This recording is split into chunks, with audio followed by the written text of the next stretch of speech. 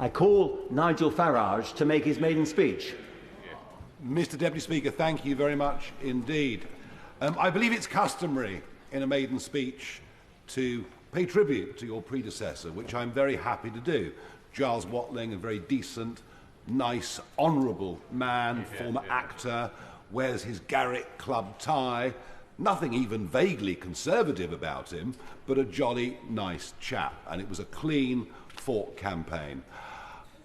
The Right Honourable Member for Holland and South Deepings earlier made reference to Clacton as being the place for a traditional English seaside holiday, and indeed it is, with its pier and its miles of sandy beaches and its arcades, and perhaps it's not the holiday that's as popular as it used to be now that people go to Spain and elsewhere, but it's still there. There are other parts of the constituency that are genteel, quite wealthy, but if we go to places like Jaywick, we find the most deprived community in the whole of the United Kingdom.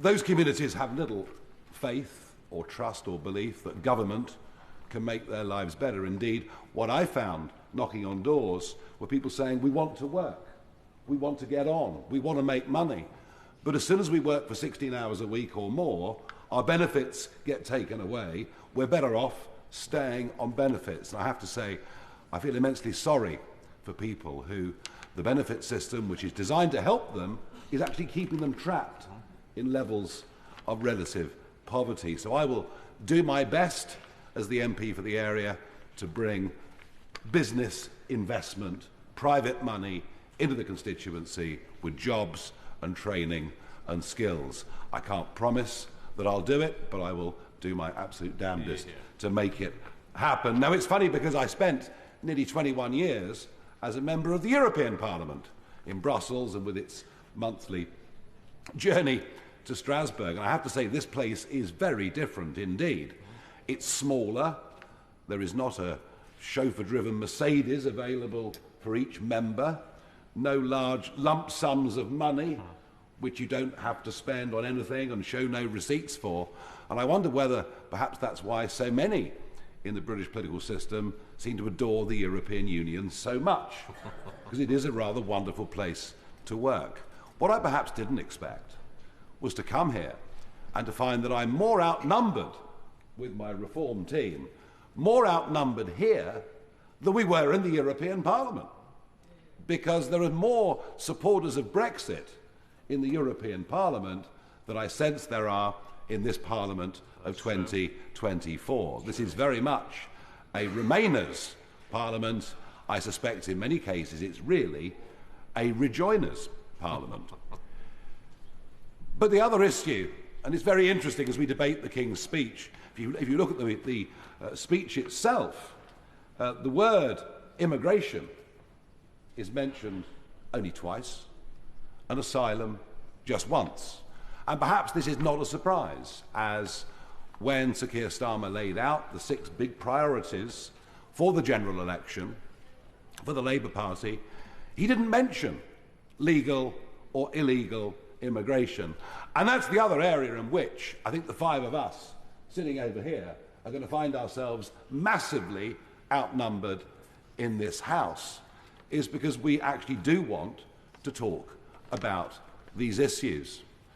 You see, I believe that the population explosion is having the biggest impact on the quality of life of ordinary folk than any other issue.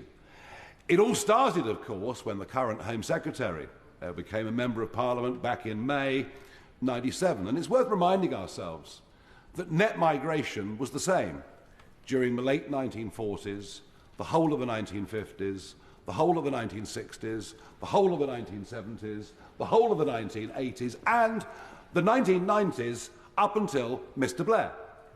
Net migration had run at 30 to 50,000 a year for over half a century.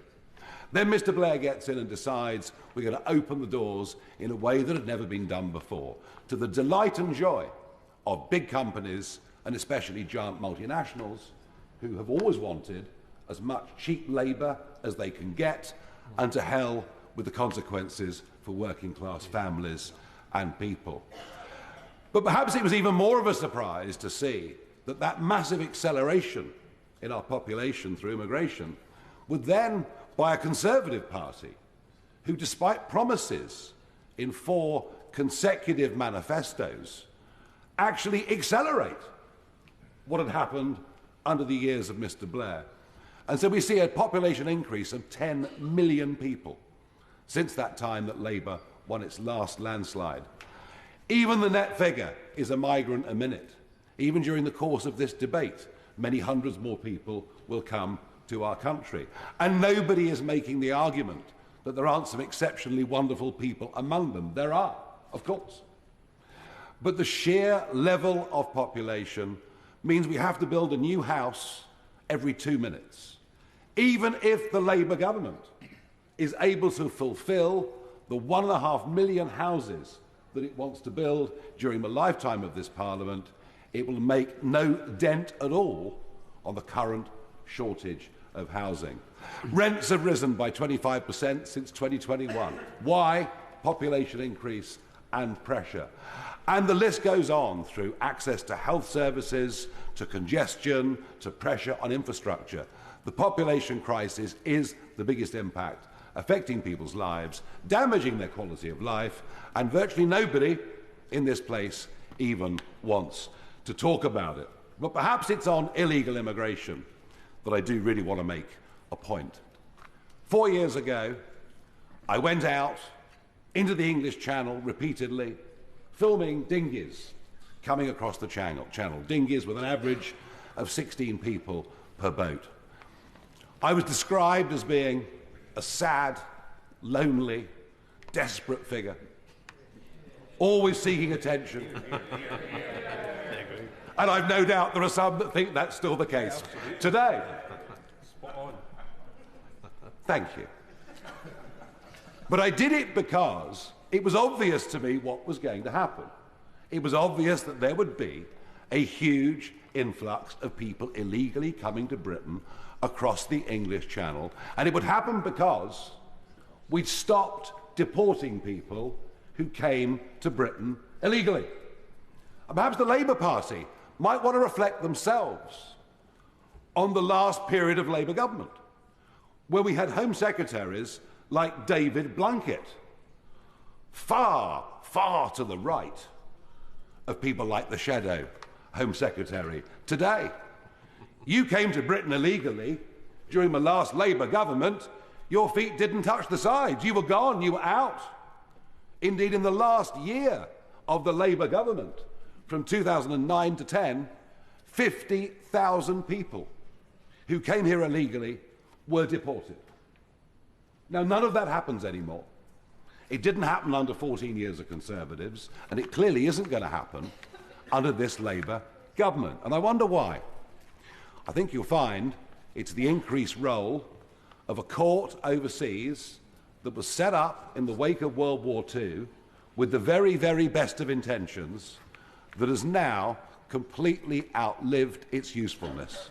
It is, of course, called the ECHR, the European Court of Human Rights, and it was the Labour government that enshrined the Convention into British law. We will not stop the boats, even if we send a handful to Rwanda.